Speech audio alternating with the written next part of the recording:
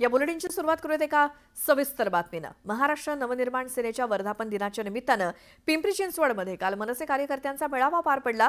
यावेळी राज ठाकरेंनी चौफेर फटकेबाजी केल्याचं बघायला मिळालं। यावेळी राज ठाकरेंनी महिला दिनाबाबत सुद्धा महत्त्वाचं विधान केलं।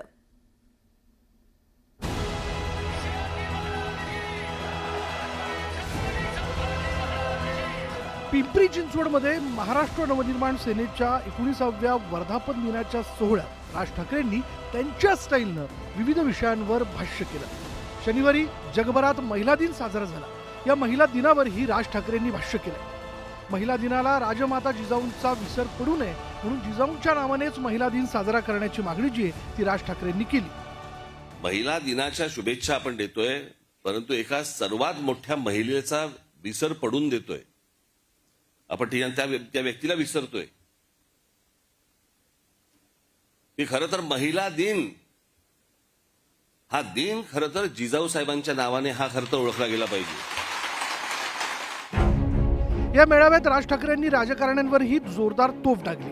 राजकारण्यांनी महाराष्ट्राचा चिखल केला असून वाद लावण्याचे प्रयत्न सुरू असल्याचा आरोप राज ठाकरेंनी केला।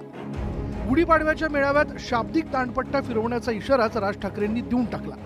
20 दिवसावरती आपला गुढीपाडव्याचा मेळावा आहे।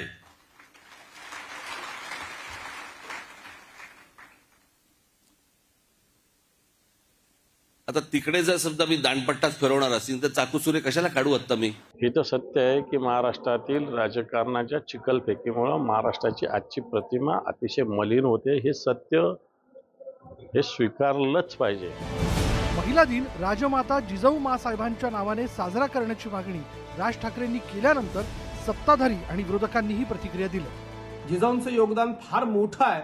सन्माननीय राज ठाकरेंची मागणी ही अत्यंत रास्त आहे, परंतु हा आंतरराष्ट्रीय पातळीवरती साजरा केला जाणारा महिला दिन आहे। जोरकसपणे तशा पद्धतीची मागणी आपण लावून धरली पाहिजे।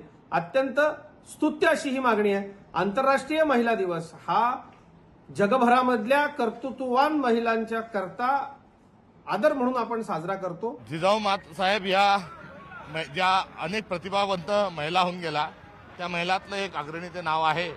मात्र त्यासोबतच एक महिलांची मांदियाळी आहे आणि त्याच्यात सावित्रीबाई फुले यांचा आपल्याला उल्लेख करावा लागेल, मदर तेरेसांचा उल्लेख करावा लागेल, फातिमा बीनचा उल्लेख करावा लागेल आणि या सर्व जे आहेत हे आद्य शिरोमणी आहेत। त्यामध्ये जिजामातांचा देखील उल्लेख या ठिकाणी आदराने आणि प्रामुख्याने करावा लागेल। राज ठाकरेंनी मनसे वर्धापन दिनाला राजकारण्यांवर जोरदार आसूड ओढले। विशेष म्हणजे राज ठाकरेंनी या मेळाव्यातून त्यांच्या गुढीपाडवा मेळाव्यातील भाषणाचेही संकेत दिले। राज ठाकरेंनी पिंपरी चिंचवडमध्ये सत्ताधाऱ्यांनाही लक्ष केल्यानं याचे काय पडसाद उमटतात हे पाहणं महत्त्वाचं ठरणार आहे। Bureau report, news 18 Lokmat.